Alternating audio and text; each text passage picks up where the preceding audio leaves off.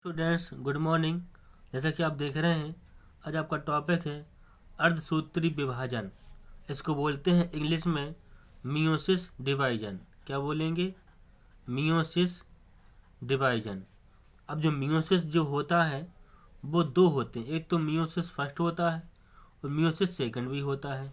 तो पहले आपको पढ़ाएंगे मियोसिस फर्स्ट और फिर पढ़ाएंगे मियोसिस सेकंड।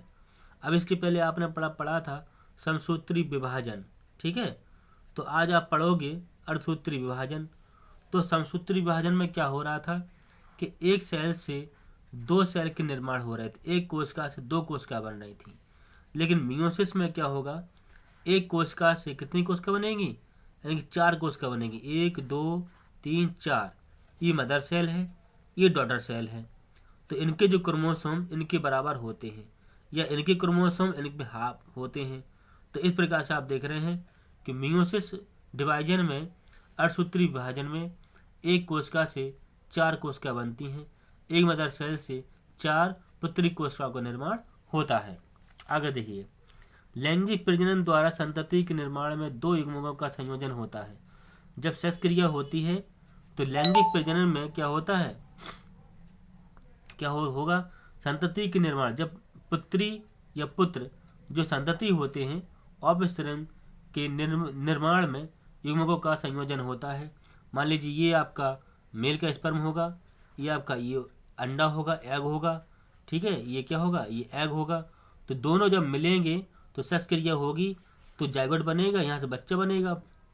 तो इस संतति के निर्माण में दो युग्मकों का संयोजन होना, ये संयोजन हो जाएगा, जरूरी होता है, जिनमें अगुणित क्रोमोसोम्स का एक समय बनता है। इसमें एक क्रोमोसोम बनेगा। युग्मक का निर्माण विशिष्ट द्विगुणित कोशिकाओं में होता है। यह विशिष्ट प्रकार की कोशिका विभाजन है, क्योंकि ये कोशिका जो होंगी वो डिवाइड होंगी इस प्रकार से, ये भी दो बनाएंगे, ये भी दो बनाएंगे और ये भी दो बनाएंगे।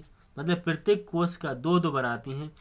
तो क्या होगा, जिसके द्वारा बनने वाली अगुणित संतति कोशिकाओं में गुणसूत्र संख्या कैसी हो जाएगी, आधी हो जाएगी। तो इन कोशिकाओं में जो संख्या होगी क्रोमोसोम्स की, वो कैसी हो जाएगी, आधी हो जाएगी। मान लीजिए यहाँ पे 4 हैं तो सब में एक एक एक एक होगा। मान लीजिए यहाँ पे 8 हैं तो सब में कितना होगा, 2 2 2 2 होगा। ये जब तक डिवाइड होंगी कोशिकाएं, जब तक उस सेल में एक एक क्रोमोसोम्स ना बचे। जब एक एक बचेगा तो इस डिवाइड होना बंद कर देती हैं, तो आधी हो जाती है। इस प्रकार के विभाजन को क्या बोलते हैं, अर्धसूत्री विभाजन कहते हैं। जैसा अभी हमने आपको बताया था, ये मदर सेल है, इनकी क्रोमोसोम इसमें आधे पाए जाते हैं, आधे आधे मिलकर इसे पूरा हो जाएगा। तो इस प्रकार से आप देख रहे हैं मियोसिस में यही प्रक्रिया चलती है। तो अर्धसूत्री विभाजन के दौरान केंद्रक व कोशिका विभाजन के दो अनुक्रमिक चक्र उत्संपन्न होते हैं। एक तो जिसे अर्धसूत्री फर्स्ट कहते हैं और दूसरा अर्धसूत्री सेकंड कहते हैं, ठीक है। तो इस विभाजन में डीएनए प्रतिकृति का सिर्फ एक चक्र पूर्ण हो पाता है, एक चक्र बनेगा डीएनए का। दूसरा है एस अवस्था। हमने आपको साइकिल पढ़ाई है, उसमें G1 था, G2 था, एस फेज था। तो एस फेज में पैतृक गुणसूत्रों की प्रतिकृति के साथ समान संतति अर्ध गुणसूत्र बनने के बाद अर्धसूत्री फर्स्ट अवस्था प्रारंभ होती है। तो एस में क्या होगा, एस मान लीजिए डीएनए दिए गए, तो एक आपका डीएनए आ जाएगा, यहाँ पे आ जाएगा, ये दो बना लेंगे और ये दो बना लेंगे, ठीक है। तो ऐसे अवस्था में पैतृक जो गुणसूत्र होंगे, इसमें पैतृक हुआ, एक नया होगा, एक पैतृक होगा, एक नया होगा। तो इस प्रकार से ये प्रारंभ हो जाती है अर्धसूत्री फर्स्ट की प्रारंभ। तो अर्धसूत्री सेकंड विभाजन में समजात गुणसूत्रों का युगलन या पुनर्योजन होता है। अब इसमें क्या होता है, इसमें जोड़ा बना लेंगे, मतलब क्या, युगल बना लेंगे, उसमें जोड़ा बना लेंगे। आगे बात करते हैं। देखिए ये दिया है, तो अर्धसूत्री सेकंड के अंत में चार अगुणित कोशिका बन जाती है। जैसा अभी हमने बताया था, जैसे एक कोशिका बनेगी, ठीक है, एक कोशिका से दो कोशिका ये बनी, फिर ये वाली दो कोशिका बनाएंगी, ठीक है, फिर ये वाली दो कोशिका बनाएंगी, तो चार बन गई ना। तो इस प्रकार से इसके क्रोमोसोम इसमें हाफ हाफ आ जाएंगे, या पुत्री कोशिकाओं के क्रोमोसोम बराबर होते हैं मदर सेल के।